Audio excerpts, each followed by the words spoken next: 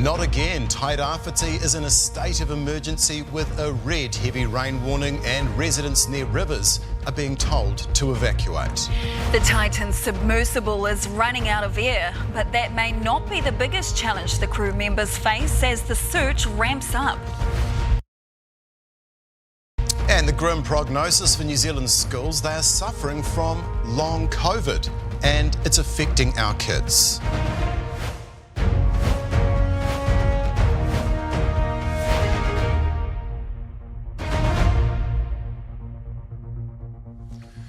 Tēnā tātou katoa, good evening. Tairāwhiti Civil Defence has declared a state of emergency with a red heavy rain warning in place until noon on Sunday. Residents of Te Karaka on the outskirts of Gisborne were asked to evacuate this morning, as has anyone living next to a river who has concerns. As Perry Wilton reports, major roads are once again being closed and bridges are being swamped. A temporary bridge on Bushy Knoll Road, gone in moments. Once again, Gisborne is fighting the worsening weather. The roads are all blocking off, then people have just got to face it all again. My maize hasn't even been harvested, and I'm sitting on the top flat right now 10 minutes ago looking at the water coming through it again. So I'm looking, last time it withstood it, this time it's not going to withstand it. It's pretty sad.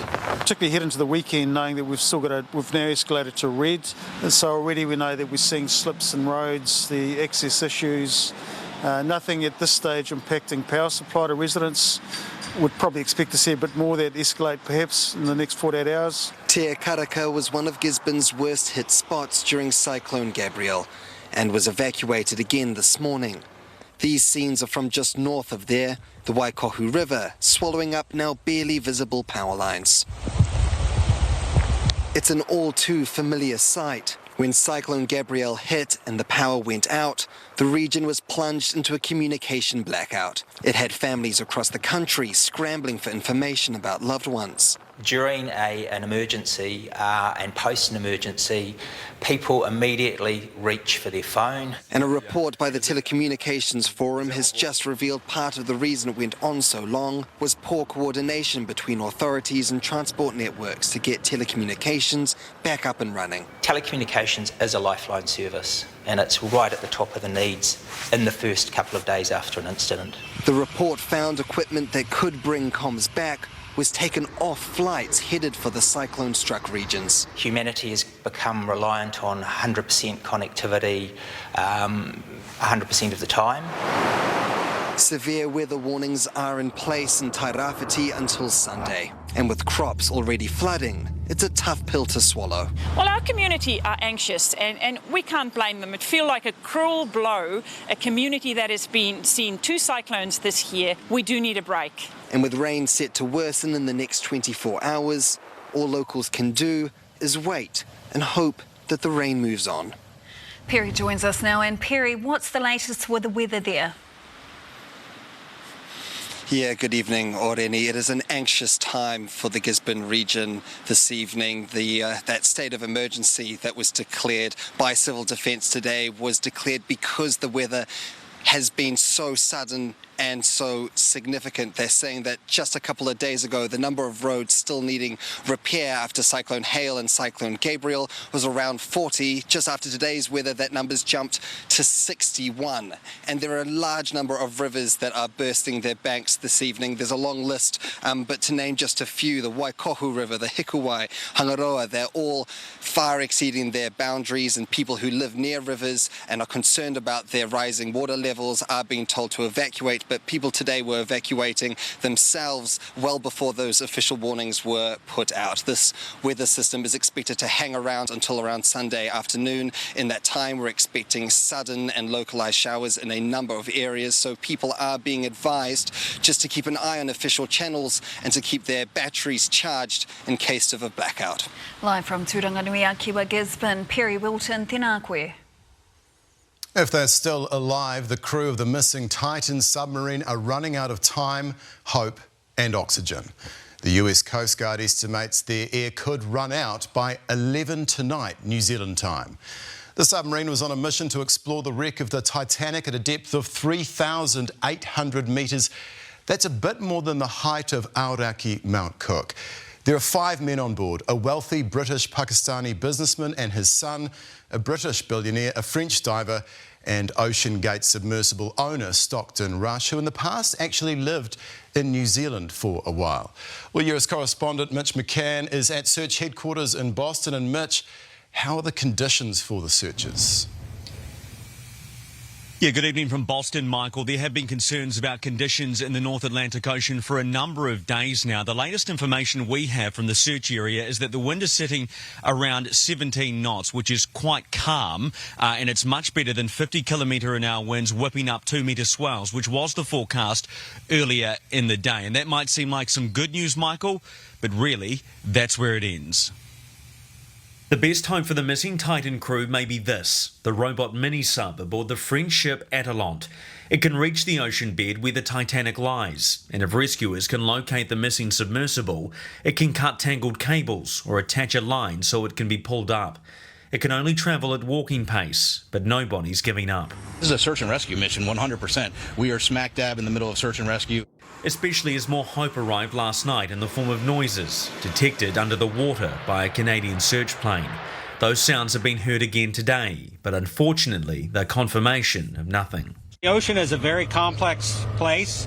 Obviously, human sounds, nature sounds, and it's very difficult to discern what the source of those noises are at times. One expert says the banging noises could be loose material from the Titanic shipwreck itself. It's the wreck site of the Titanic, so there is a lot of metal and different objects in the water around this site. 5 people are on board the submersible named Titan, which has been missing since Sunday. Speaking to the families, how much hope can you give them after hearing those noises? We need to have hope, right?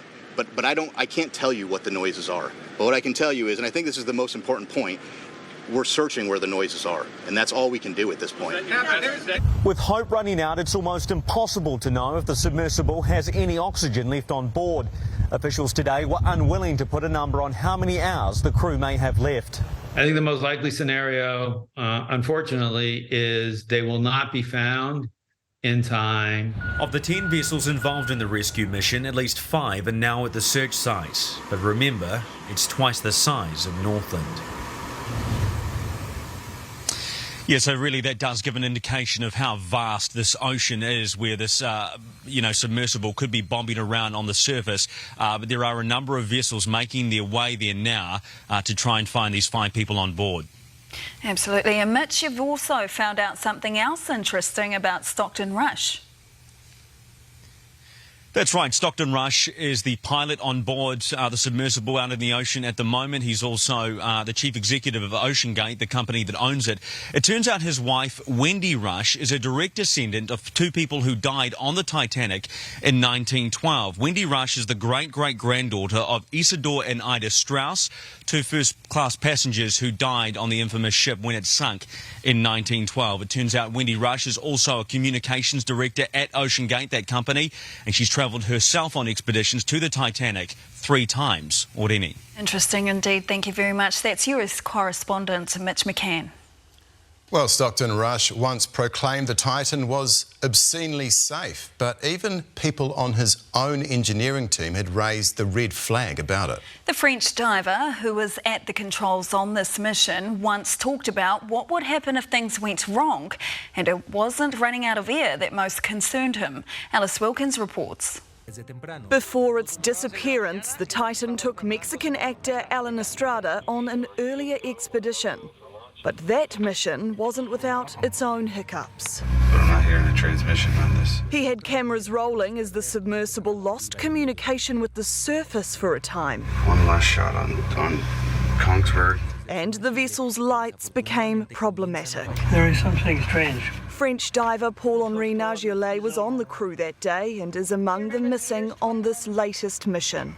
Nicknamed Mr. Titanic, he's been down to it dozens of times and in 2017 spoke about the worst-case scenario. You can stay about 4 or 5 days on the bottom which not help very much.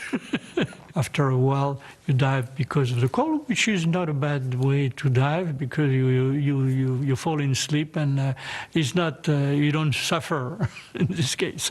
We know that, but we never think that could happen. The owner of Ocean Gate, Stockton Rush, spent time in New Zealand earlier in life after his father built Takaro Lodge near Te Anau.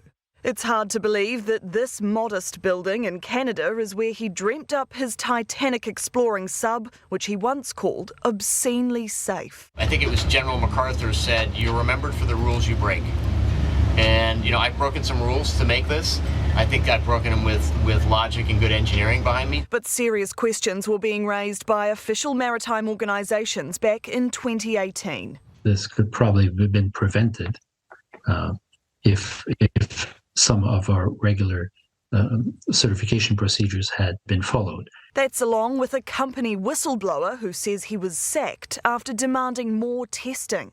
Court documents show he alleged the carbon fibre used had prevalent flaws. And the company's own engineering department found the viewpoint at the forward end was only built to a certified pressure of 1,300 metres, although Ocean Gate intended to take passengers down to depths of 4,000 metres. We run the whole thing with this game controller. US journalist David Pogue, who went on the vessel, has since spoken of his own concerns. There are 18 bolts in a circle around the hatch, and by the way, they only fasten 17 of them. The 18th one is way up high, and they say there's really no mathematical difference. Chris Brown was meant to be on board with missing friend Hamish Harding, but turned down the chance to go. Most explorers assess the risks before deciding to go on an expedition. But for those trapped below the surface, last seen when the Titan disappeared underwater, that risk assessment has gone horribly wrong. Alice Wilkins, News Hub. Our schools have been given a grim prognosis. They've got long COVID, according to the Education Review Office.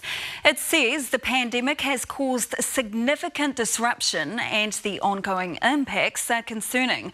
Almost half of principals say learning is worse than they would expect at this time of year. 41% of principals say behaviour is worse than they would expect. And attainment rates for NCEA Level 2 are below where they were in 2019, even with the special learning recognition credits put in place through the pandemic period. William Tereti has the story. Learning during the COVID pandemic hasn't been easy for Porirua College Deputy Head Boy Krishil Singh. In 2021, when I started Year 11, a rocky start to NCEA Level 1. Singh is doing better now, but admits being in and out of COVID lockdowns led to a lack of motivation. I really got used to doing work from home, and I still haven't gotten out of it. Principal Ragni Maxwell says Krishil is far from alone. These are the COVID generation. Their lives are going to be different for so many of them because it hit while they were at school. And the impacts are still hitting.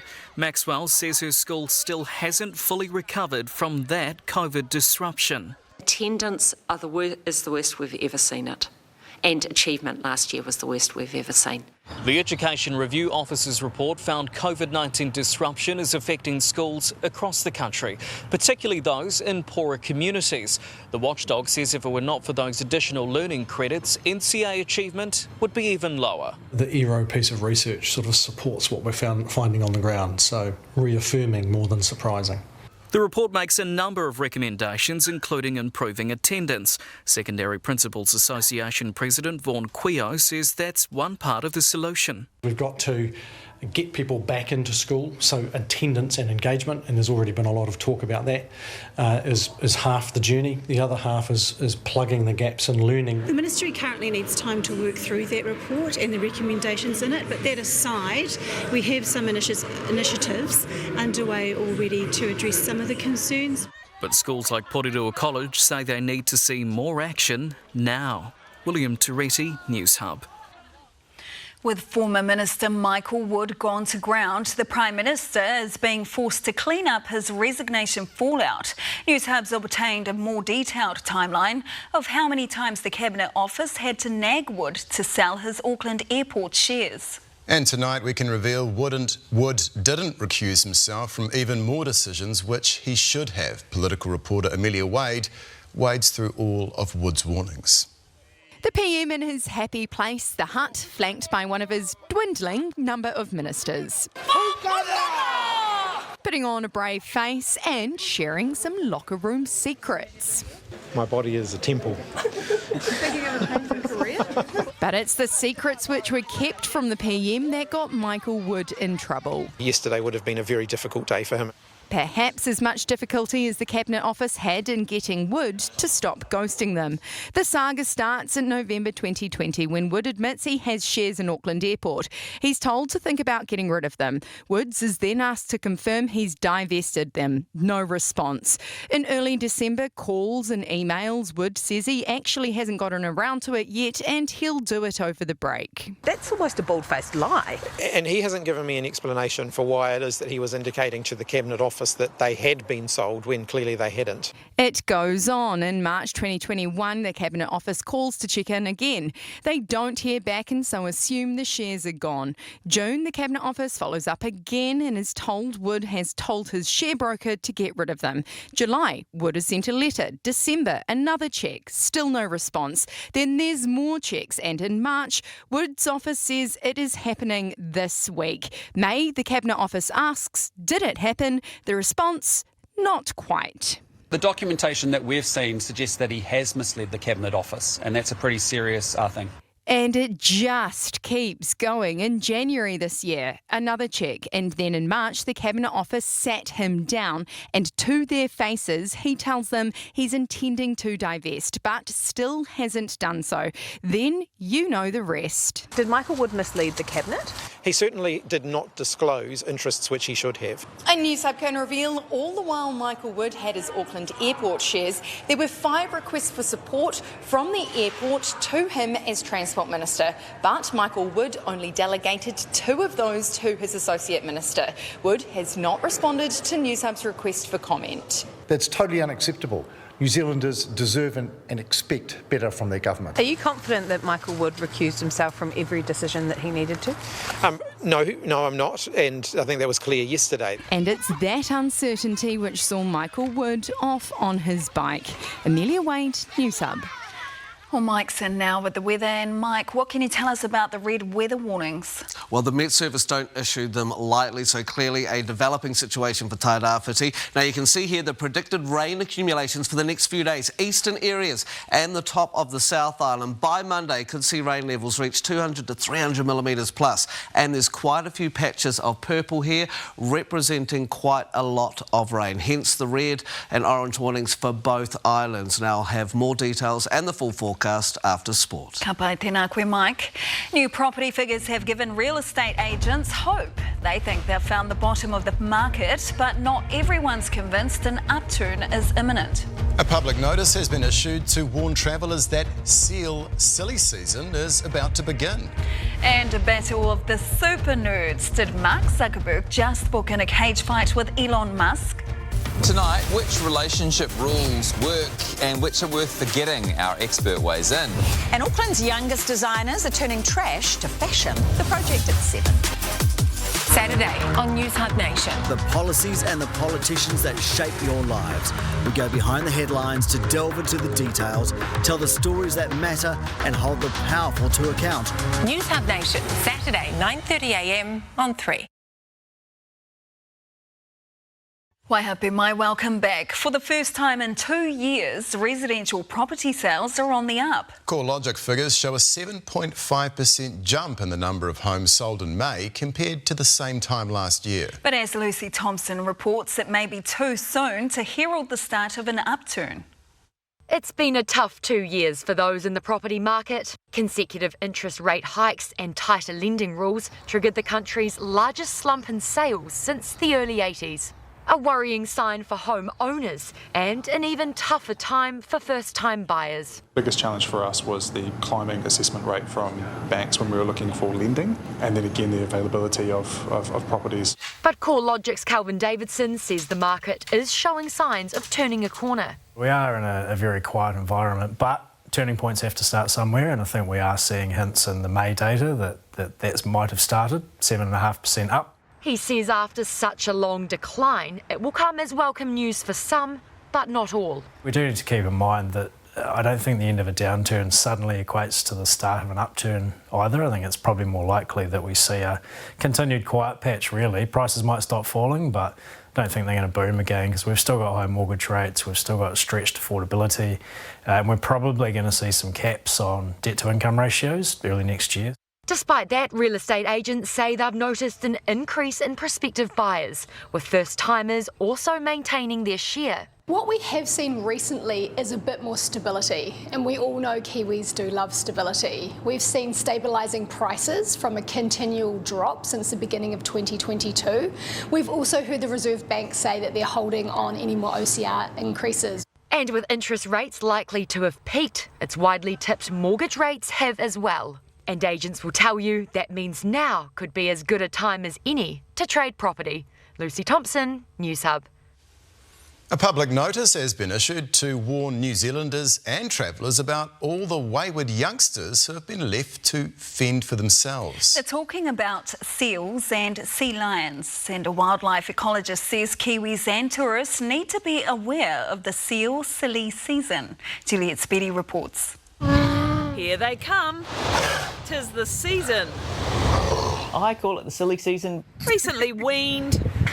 Their mothers are saying, right, enough, no more milk for you. And showing the front door. It's like a teenager being kicked out of home. One might say, floundering around. What would you do if it's the first time away from home? You go and find junk food and you go and find new places to explore. The Department of Conservation is putting us on high alert. Look out for seals leaving their breeding colonies and heading out into the big wide world, invading homes. OK. They're not being naughty as such, they just don't understand that that's not normal things to do. Like an actual teenager venturing to and sleeping in the wrong places. Under houses or under batches in a dairy farm or a nice tar-sealed road which has kept all of its heat. Even a keen plane spotter. They had a juvenile settle on the Auckland tarmac of the airport and closed down the airport for half an hour. And a budding soprano. But unlike these people, humans need to respect the wayward teens who happen to be legally protected. How close are they getting? Stay a minimum of 5 metres away, and realistically it should be about 20 metres away. Or they might slap you in the face with a live octopus. No, really. Juliet Speedy, News Hub. Looks pretty painful. Whack. Andrew's later with sport, and big news for the Crusaders ahead of the Super Rugby final this weekend, Andrew. That's right, yes, Sam Whitelock's on track to make a shock comeback from injury. He's been named to start against the Chiefs, while his locking partner Scott Barrett has a novel suggestion for how to silence the hometown fans in Hamilton. And Origin turns ugly on and off the field as New South Wales star Jerome Luai receives death threats on social media. A British journalist and his camera person have turned up on a Tunisian wharf an hour after a migrant boat capsized, and what they witnessed is an example of a shocking story that doesn't always make it into the news cycle. And there's a hot new food fad, but the key ingredient might break your teeth. Now, we all know that I'm a little bit biased because I'm from Hamilton. All the best of luck, but just don't win, please. Will Jordan, thank you. It's close to your heart, isn't it? I don't know.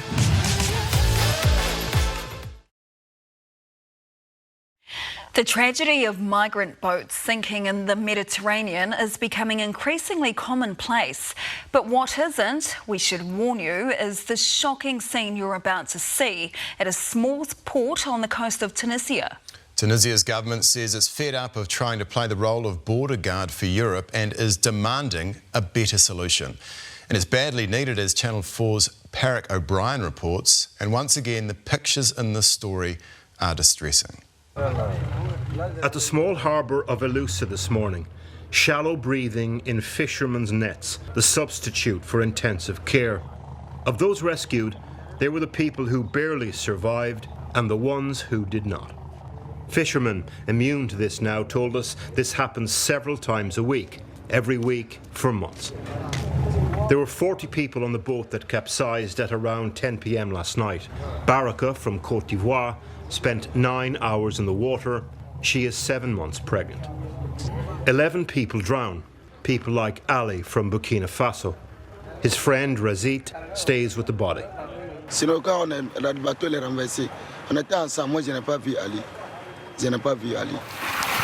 Over the last few months, we've been recording the refugee crisis Mark II off the coast of Tunisia. This boat, for example, trying in vain to outrun the Coast Guard. The numbers of people trying to get to Europe via the central Mediterranean route double what it was last year, the highest number recorded since 2017, well over 50,000. The men of the Tunisian Coast Guard and National Guard are now the ones tasked with the impossible, trying to turn back continental migratory flows transiting through the country. This is Musa from Nigeria, pleading to be let go. He eventually ends up on the Coast Guard boat, headed back to Sfax. If Musa doesn't make it again next time, he will wait and save and try again. And all the while will pray that if he ends up at Lelusa Harbour, he will at least get caught in the nets alive. 37 people have been injured in an explosion in Paris. The blast at the American Design School is thought to have been caused by a gas leak. 4 of the students were seriously injured and 2 people are missing. Their bodies feared to be buried in the rubble. The building is in the Left Bank Quarter, popular with students and tourists. Scientists have discovered the Kaikoura seabed is well on its way to a full recovery after being badly damaged in the 7.8 magnitude earthquake in 2016. As Keisha Brownlee explains, the earthquake triggered what's known as a canyon flush off the coast of Kaikoura. That's when an underwater landslide stirs up sediment and erodes the seafloor. Picking through sediment from the sea floor, searching for sea life. The mud cake. I was really surprised when we were out in 2020 and we first got the camera down on the seafloor, and those first images I saw, it had there were way more animals than I was expecting to see. That's because 4 years earlier, a 7.8 magnitude earthquake rocked Kaikoura, almost wiping out ecosystems in the Hikurangi Reserve's Kaikoura Canyon.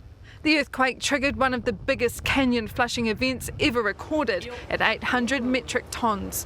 About 2 to 4 times as much sediment in that one moment as is annually introduced via rivers into the New Zealand waters. Similar to a landslide, creating an avalanche effect. It moves and picks up sediment, and so it erodes the seafloor, and then also in some places as it moves down through the canyon. Scientists captured these images which show how the sea floor looked pre-quake when life was abundant. 1 year post-quake, decimated, and most recently 2020 where the ecosystem is recovering. Quite large numbers of sea stars and sea urchins, been large numbers of deep sea fish in the canyon. Perhaps most visible to locals, Kaikoura's popular power fishery, after years of being off limits, is once again reopened for limited seasons. Scientists say it could be the volatility of the environment that has led to ecosystems' resilience. When one of these large events comes through, just in the same way that you might vaccinate yourself against a disease, your body, the community is prepared to respond to the event. Some areas of the ecosystem could be considered fully recovered this year, underwater and out of danger. Keisha Brownlee, News Hub. Well, if you have trouble staying awake all day, we have good news. Scientists reckon napping might be the best thing you can do for your brain. And who would win in a cage fight between Elon Musk and Mark Zuckerberg? We might soon find out. Sam Whitelock's given every chance to be fit for Saturday's Super Rugby final against the Chiefs. Plus, he's made a shot comeback in a different boat. But what's going to keep Robbie Manson around for next year's Olympic Games? And we catch up with Kiwi basketball brothers Ty and Corey Webster as the pair gets set for a family first later tonight. Is having a dog stopping you from going on holiday? One Picton man has a brilliant solution. Plus, speaking of dogs, how do you call yours? More amazing pet calls on the project tonight at 7.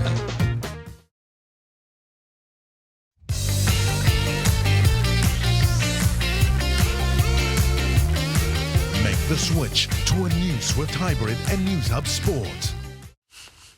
The Crusaders have received a major boost ahead of this weekend's Super Rugby final against the Chiefs. Sam Whitelock has been under an injury cloud since injuring his Achilles tendon in the team's final round robin match, but the talismanic lock has been named to start for the defending champions. He'll need to prove his fitness on game day, but hopes of a perfect send-off for one of the club's all-time greats remain alive. Our rugby reporter Ollie Ritchie has more. Sam Whitelock back in the gym and moving freely. His Achilles off ice, the Crusaders stalwart named for his 178th and final appearance for the club. He's done it, he's seen it, he's a calm influencer, he's important to this group, and yeah, we're pleased he's available. Whitelock got through both the gym and field session today and will be given until kick-off to ensure he's right to go. The way he still plays and trains sets such a high standard, high bar, and that we all live by. You know, he means a lot to us here. While the Crusaders look set to welcome back a key All Black, the Chiefs' newest one has been relegated to the bench. Clayton McMillan opting for a sentimental selection, with the departing Peter Gus Soakula preferred over Sammy Penny-Finau. We often talk about how much we care about people, and one way of showing that is by giving a person like that, who's been a great servant for the Chiefs, the opportunity to run out as a starter. Inside Chiefs HQ, memories of their previous 2 titles and hope for their next. They are dialed in, a laser focus on ending the Crusaders' winning run. We just feel like it's our time. A big part of that will be their home ground advantage. The Crusaders know what they're walking into. It's going to be, hostile. Can be quite intimidating at times. Reasonably hostile. The Chiefs will take any advantage they can. The cowbells won't be the difference, but they'll certainly make a difference. Clearly not to Scott Barrett, though. No cowbells on our farm. Dad got the bolt cutters out and cut that thing out in the middle. Biffed it. Barrett and the Crusaders will be hoping they can silence the cowbells once more as Super Rugby's heavyweights get ready for a title-deciding showdown. Ollie Ritchie.